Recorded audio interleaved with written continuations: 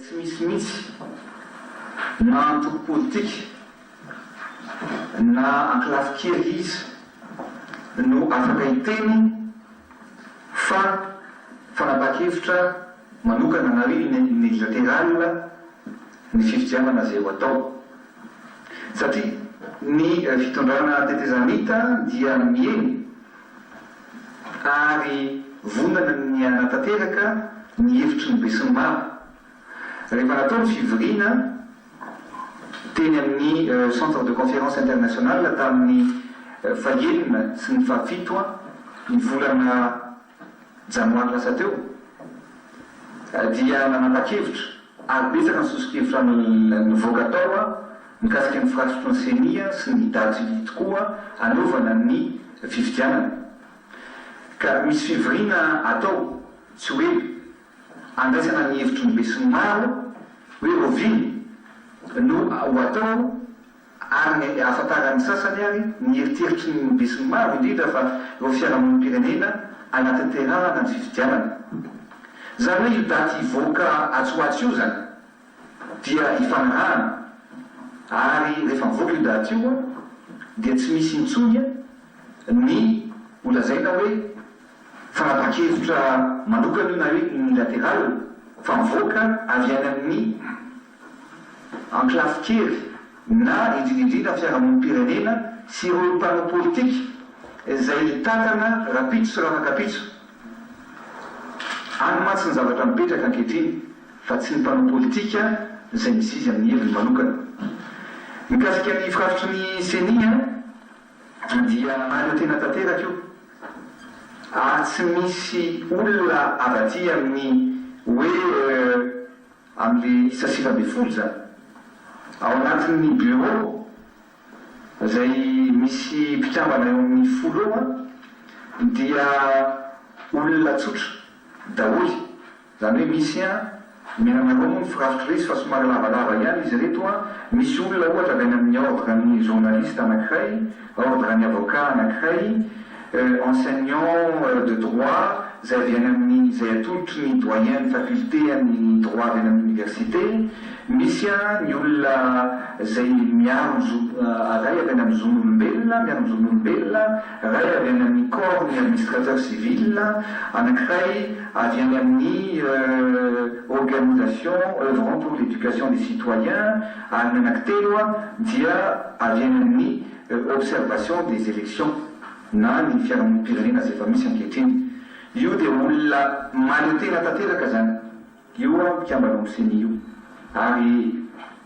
io fa chance ho an'i Madagasikara zao tetezamity zao. Chance ho an'i Madagasikara satria tanora ny mitazana ny tetezamita ary tanora tsy mikiry amin'ny sezany fa tanora tena vonina anovo sy ametraka rafitra vaovao ho an'ny taranaka faramadimy. Ary zay ny zavatra ho ataonay ary izay tanana ankehitriny dia aoka zava-tsara mihitsy fa tsy manana ary tsy ekenay no hoe anotikodina ny vato na ny feon'ny vahoaka na angala-bato ao anatin'ny fanaovana amin'ny fifidianana. Misy rafitra be lehibe anaovantsika an'izay, zay ny zavatra tanjona lehibe ho apetratsika amin'ny fifidianana zay ho atrehantsika atsoatsy. Tokana ihany no amoana ny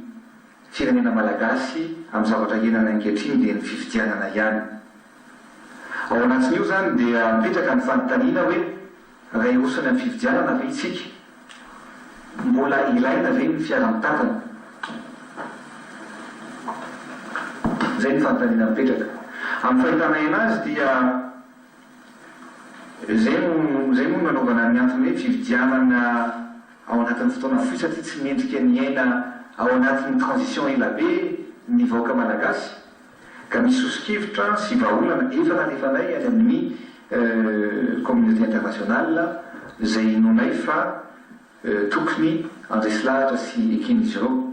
satria ny fahefana dia ny vahoaka ny tompony ka aleo ny vahoaka no mandito farany indrindra amin'ny alalany fifidianana zany no tiako lazaina. Ny faritra eto Antananarivo eto Madagasikara no ataontsika satria izao moa naizanaiza le anao amin'ny iran'ny Madagasikara efa miaraka amin'ny ordinateur portable dia betsaka zany no amin'ny alalan'ny satellite dia afaka azo eo eo ny valim-pifidianana ka io zany dia valim-pifidianana amin'ity ndraiky toaky dia tsy antso mitsony hoe ray volana na 10 andro ohatran'ny teo aloha fa betsaka ohatra hoe Antananarivo renivohitra dia farafahelany eto amintsika ao anatin'ny foloha dia azo daholo ny voka-pifidianana rehetrarehetra fa avy eo moa raha ohatra ka misy zavatra tsy mitovy any amin'le voka ny mpifidianana navoaka amin'ny alalan'ny internet sy ny voka-pifidianana marina dia zay misin'le hoe contrôle amin'le voka-pifidianana sy ny safidiny tsirairay avy. Ireo tompona andraikitra rehetra mihitsy miasa amin'ny fanjakana indrindra moa fa nombre ny gouvernementa dia any ka raha vao tonga ny hoe nikena ny candidaturany dia mametra-pilana avy hatrany tsy maintsy mametra-pilana fa tsy afaka atao tsony zany le ohatrany taloha ary zay dia hoentitra mihitsy fa tsy afaka atao koa ny mampiasa ny fitaovam-panjakana mandritra ny fanaovana fampelezan-kevitra ary eo amin'ny eno manjery mpanjakana indrindrindrindra dia omena fimpitony mitovy sy sahala ny mpifaninana rehetra fa io moa ny zavatra eritreretinay fa mila fahalamena ambesin'ny maro dia ny hoe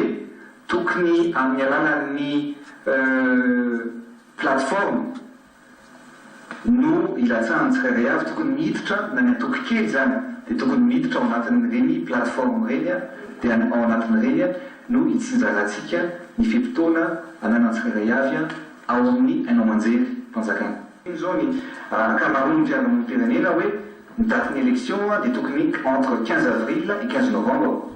dia ny fitondrana tetezamita dia tsy manao jado naraka ny fiteny hoe tsy maintsy ity dia ity fa na ny teny ary zay hoe 15 20 mars no anaovana ny fifidianana dia manaiky zay hoe rehefa 20 rehefa ny volana avril zany ny tian'ny fiangonam-pirenena anaovana anazy sy ny mpifaninana rehetra rehefa ifanarahany misy maro hoe ataovy 15 io na ataovy 10 io na ataovy 5 dia zay no zay tapaka no atao io ka zay zany no mikasika an'le fivirina atao atoato io zay ampanatsoanay moa ny médiature mangataka ny fahitany anazy dia miaraka amin'ny société civile dia ao no anapahana ny hevitra anaovana ny fifidianana rehefa mivoaka ao ny hevitra anaovana ny fifidianana tsy misy tsony nizanizy afaka ny teny hoe unilatéral io satria tsy ny fitondram-panjakana tetezamita no anapa-kevitra amin'izay fotoan'izay fa ny hervelona rehetra misy nasolitena eto Madagasikara. Inona ny antony tena anaovana ny CENI? Ny antony anaovana ny CENI dia tsotra satria teo aloha dia ny mpitondra sy ny mpitatra-panjakana taon'ny fanjakana ihany no mikarakara ny fifidianana dia mazava ho azy fa zay olona eo amin'ny fitondrana ihany sy eo amin'ny fitondrana foana no matetika manodikodina ny safidiny mahoaka dia natsilany azy dia mbola lany ihany